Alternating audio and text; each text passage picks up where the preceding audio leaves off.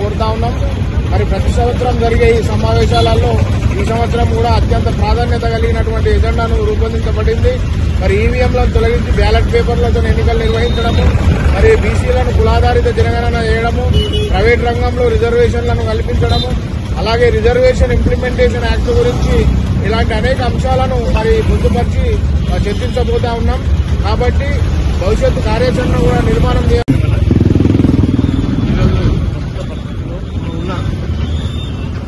ప్రస్తుత పరిస్థితుల్లో మనం ఉన్న ఈ టైంలో మనకు ఈ బాంబ్స్ ద్వారా జరిగే కార్యక్రమాలకు సభలకు మనము పాల్గొని దాన్ని జయప్రదం చేయాల్సిందిగా ఈ సందర్భం కోరడం జరుగుతుంది. ముఖ్యంగా ప్రభుత్వాలు ప్రజలకు వ్యతిరేకంగా పరిపాలన సాగిస్తున్న ఈ క్రమంలో ఎస్సీ